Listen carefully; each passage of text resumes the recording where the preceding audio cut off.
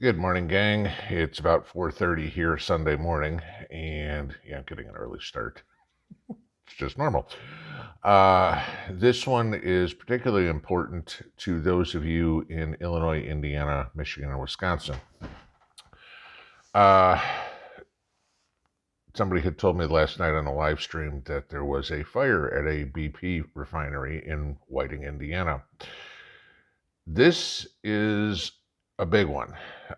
It shut down but they have now shut down the refinery altogether. I guess it was due to an electrical problem. Just saying. Okay. Nobody injured or anything like that. But here's the catch: this is the sixth largest refinery in the United States, and this particular refinery is responsible, or not responsible, does provide nearly one quarter of all the gasoline in Indiana, Michigan, Illinois, and Wisconsin. So think about, Chicago. I mean, Indianapolis. I mean, not that Indy or Milwaukee or anything are as big as Chicago, but I mean, we are talking tens of millions of consumers here, guys. Okay. This could very quickly raise the price of gasoline in the Midwest. It most certainly will. Uh, this not only affects gasoline, but this refinery also produces diesel and jet fuel. Oh, gee, O'Hare, that's United's hub. Okay, so this is going to cause a problem potentially if you are flying United Airlines, because you can pretty much bet that's where the jet fuel is coming from. That any connecting flight or whatever is going through Chicago. Like I said, diesel fuel. Now, DOT, the Department of Transportation, has, how do you put this, dropped the restriction on semi truck drivers carrying fuel that they have to take a 10-hour break every 8 hours or whatever would be, the driving restrictions, how truck drivers have those. So they're allowed to drive more. Okay, I don't know how that's safe, but it is what it is. They got to get the fuel there. This is how mismanaged our government is. Remember, the guy who runs the Department of Transportation is Pete Buttigieg. Okay, Mr. Maternity Leave himself. But yeah, wouldn't necessarily call him. Take a look at how South Bend did under his mayoral time. The guy doesn't exactly have his pulse on how the world works. But this is what's going on here. Now, the funny part, not funny haha, but funny oh shit, is gee, what great timing. Let's think. What are Michigan, Indiana, well, maybe not Michigan, but what are Indiana, Illinois, and Wisconsin certainly known for? What's their big industry? Farming. What do farms use? Diesel fuel. So right as we go into harvest time, gee, what have we talked about, guys?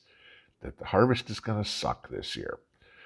Right as we go into harvest time, all of a sudden there isn't going to be diesel fuel for the farmers to fuel the tractors to harvest the corn, harvest the soybeans, whatever the crop is. I mean, for the majority of that area, that's what it is soybeans and corn.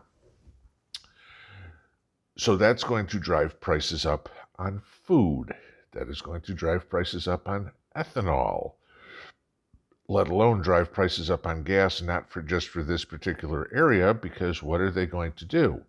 They will take gasoline that was supposed to go to the Northeast, for example, or supposedly go to, say, my area, the upper southeast, and they're going to redirect it to the Midwest so people have gasoline there.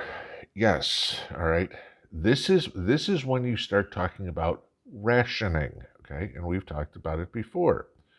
What is the government going to do? They are going to ration gas. And I can't tell you how many millions, billions, got to be billions of gallons of gasoline, of gallons of diesel fuel are earmarked for each particular geographic region.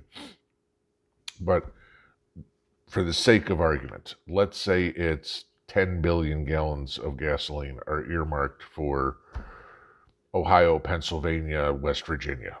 Just saying, I'm making up areas and stuff like that.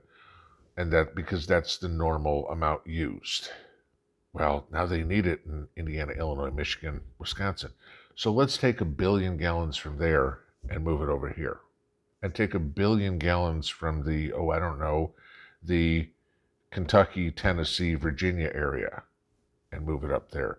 Or the Minnesota, Iowa, North Dakota, South Dakota area, move it over there. Because remember, they've got to make up for the 10 billion there. So they've got to take however much they can get. If it's 1 billion gallons, that would be from 10 other tri-state areas or whatever, or 2 billion. So now you're looking at, who knows, a 10% reduction, a 20% reduction in the fuel in your area because it's got to go there. What's that going to do to prices? Okay, again, supply and demand. The demand isn't going to change. People aren't going to say, gee, because, your boss in Nashville is not going to say, gee, because of the petroleum plant fire in Whiting, Indiana, and the gas shortage in Chicago, we're going to go to a 4-day work week this week so you don't have to spend the money on gas. That's not going to happen. The corn isn't all going to get together and go, okay, guys, we're not going to ripen this week. We've got to wait till that refinery is, fires put out so they can come pick us. Again, we are talking about a commodity that there's only so much, and you add in all the restrictive policies of this administration that has reduced the amount and increased the price. Gee, Joe, this might have been a good use for the Strategic Petroleum Reserve rather than sending it to China, but we don't have any left, do we? Okay. Or what we do have left, you paid crazy amounts of money for because of your mismanagement of our oil. And I'm sorry, but damn well you're going to have somebody come out and go, well, see, this should get all the people in the Midwest buying electric vehicles because then they wouldn't have this problem. Mark my words, that's coming. Yeah, okay, somebody please point me to the latest John Deere electric combine. I'd love to see how that one operates. Where they put a charging station out in the middle of the, 4,000 acres or 40,000 acres. Well, gee, when we get this far, we'll just charge up the combine right here, Mary, and we'll be all set. Yeah, this is what's going on. Pay attention to this, not only if you're in the Midwest, if you are anywhere near, I'd say anywhere east of the Mississippi and at least, the Dakotas, Iowa, farm country, it'd probably be a good idea to go top your tanks off today, fill up those gas cans if you got it. Maybe a little hair early. Okay, again, area we're talking about. Why don't you put some of that gas in the snowblower now? It's not going to go bad by the time you get snow. And fill up that gas can.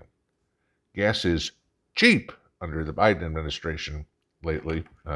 Here, I think I saw it yesterday, it was $3.39. Whatever it is in your area, it's certainly not the $5 plus we were seeing 6 weeks ago. Might be a good time to prep up a little bit for winter. Just something to pay attention to, guys. Not saying no conspiracies here, but boy, this one just sucks for timing, doesn't it?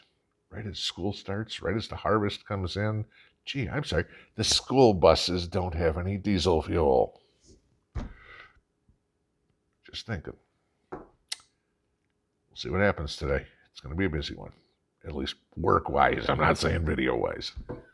I don't know what video-wise it's going to be. It all depends on what happens in the world. It's 4:30 in the morning. Hell, I'm on my first cup of coffee. So, but yeah, we get an early start today. There you go. Pinball out.